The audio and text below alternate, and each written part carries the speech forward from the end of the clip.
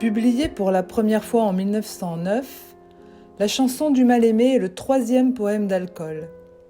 Le lecteur a déjà suivi l'auteur dans une longue déambulation poétique à travers Paris, sous le titre « Zone ».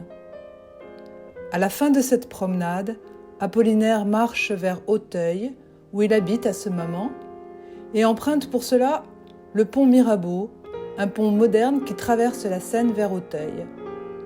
Ce pont, il l'associe à la douleur d'une rupture amoureuse, et c'est peut-être la raison pour laquelle la chanson du mal-aimé lui fait directement suite. Cette chanson du mal-aimé est un poème majeur d'Alcool, une approche à la fois musicale et résolument moderne du thème ancien de l'élégie amoureuse, dont Orphée est le symbole dans la mythologie. Le premier morceau de la chanson mentionne la douleur d'Apollinaire causée par le départ d'Annie Plédène.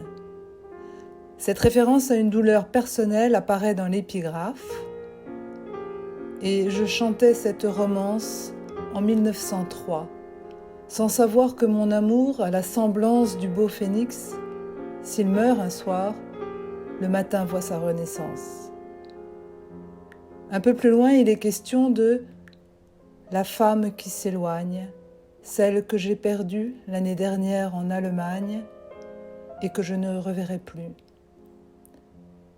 Guillaume et Annie Plédène vivent une idylle pendant ce séjour en Allemagne. Ils ont alors 22 ans. En 1903, après ce voyage, Guillaume tente de retrouver Annie, qui est anglaise, à Londres, mais elle les conduit. Un soir de demi-brume à Londres, un voyou qui ressemblait à mon amour vint à ma rencontre, et le regard qu'il me jeta me fit baisser les yeux de honte. Les différents passages de la chanson du mal-aimé ressemblent aux aspects éclatés d'un tableau cubiste. Le sujet est envisagé sous différents angles, à l'aide de différents registres, pour former une sorte de kaléidoscope poétique. Les inspirations les plus diverses se heurtent, se côtoient, se complètent ainsi dans la chanson du mal-aimé. Il n'y a pas un discours amoureux unique, mais un collage de fragments de discours à la façon de l'art moderne. Dans l'épigraphe, la chanson est placée sous le symbole du phénix, animal fabuleux qui renaît de ses cendres, se régénère dans les flammes. Ainsi, l'amour renaît sans cesse en se transformant, car l'amour a la semblance du beau phénix. S'il meurt un soir, le matin voit sa renaissance.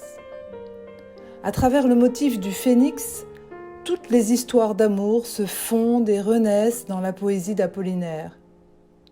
Mais l'amour est semblance, et tous les amours se ressemblent, surtout ceux qui trompent. Le poète écrit « Je reconnus la fausseté de l'amour même ». Ou plus loin, le faux amour et celle dont je suis encore amoureux, heurtant leurs ombres infidèles, me rendirent si malheureux.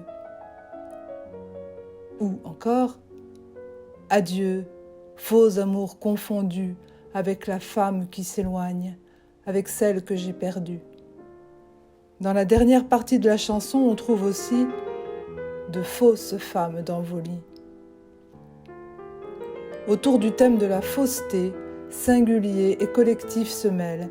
Il s'agit d'une expérience élégiaque humaine, universelle, pas seulement personnelle.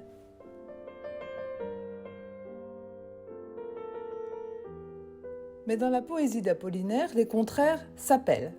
La fausseté de l'amour est conjurée par des références à des figures légendaires de la fidélité, comme Pénélope, ou la femme de Mosole, ou encore Sacontale. Au modernisme se superpose une abondance de références à la mythologie, aux légendes de toutes origines et de toutes époques. Les registres, eux aussi, contrastent violemment, de l'élégie la plus traditionnelle au ton de la farce grossière.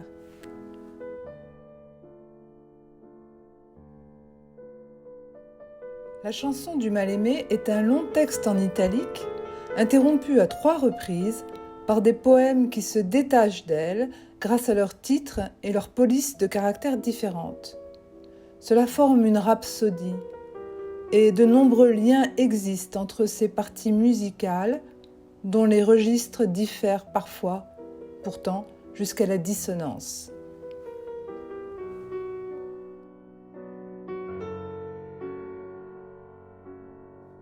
L'Aubade, chantée à Laetare un an passé, est une invitation au temps du bonheur perdu que la poésie fait renaître. Le poète y célèbre l'amour associé au printemps et à la nature. C'était l'aube d'un jour d'avril, j'ai chanté ma joie bien-aimée, chanté l'amour à voix virile au moment d'amour de l'année. Cette chanson d'amour, c'est une aubade, c'est-à-dire un concert donné à l'aube sous les fenêtres de celle que l'on veut séduire.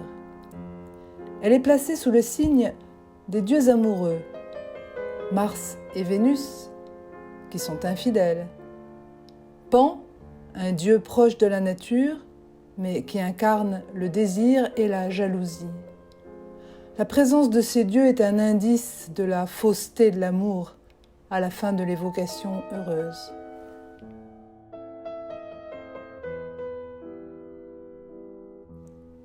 Néanmoins, la fidélité existe, et Apollinaire l'illustre par un contraste violent de ton et de thème. C'est la réponse des Cosaques zaporogues au sultan de Constantinople, Cosaques qui refusèrent au XVIIe siècle de se soumettre à ce souverain musulman victorieux et de renier leur foi. Apollinaire reprend dans ce poème une fausse lettre.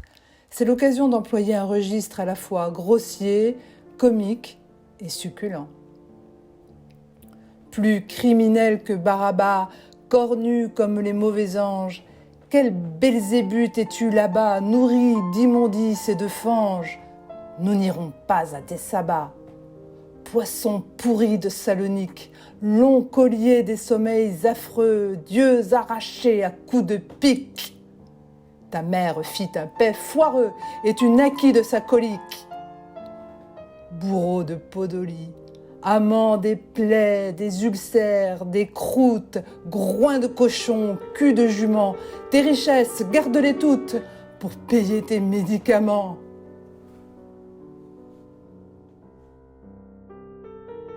Le troisième poème qui se détache de la chanson est Les 7 épées. Il s'agit d'un poème hermétique, c'est-à-dire dont le sens est caché, difficile à cerner. Il a des liens avec le symbolisme. Les 7 épées symbolisent 7 événements tragiques qui ont transpercé le cœur de Marie, mère de Jésus et incarnation de l'amour parfait. Mais ce motif religieux est détourné de façon paillarde par le poète. Et maintenant, j'ai trop de peine, les 7 épées hors du fourreau. Littéralement, l'absence de l'être aimé, c'est l'impossibilité pour le poète de fourrer son épée. N'oublions pas qu'Apollinaire a écrit des œuvres érotiques, voire pornographiques. Dans les 7 épées, les allusions sexuelles abondent. Aidez-vous des notes de l'édition pour en comprendre certaines. Imaginez les autres. Ces épées portent des noms inventés par Apollinaire. Ce sont des néologismes.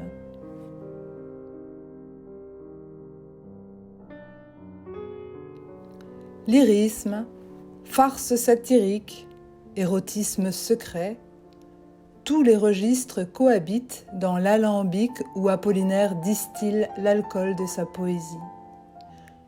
Il en est de même du vocabulaire. Les mots de tout niveau, bas ou nobles, de toute provenance, usuels, triviaux, savants, rares, ou inventés même, se côtoient pour former une langue poétique nouvelle.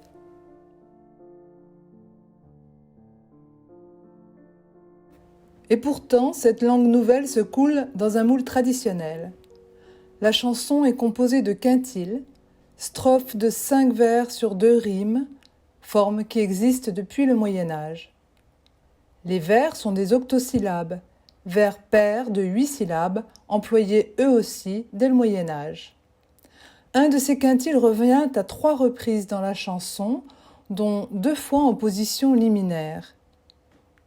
Voie lactée, ô sœur lumineuse des blancs ruisseaux de Canaan et des corps blancs des amoureuses, nageurs morts, suivrons-nous d'Ahan ton cours vers d'autres nébuleuses? L'autre apparaît 2 fois et referme la chanson. Moi qui sais des laits pour les reines, les complaintes de mes années, des hymnes d'esclaves aux murènes, la romance du mal-aimé et des chansons pour les sirènes.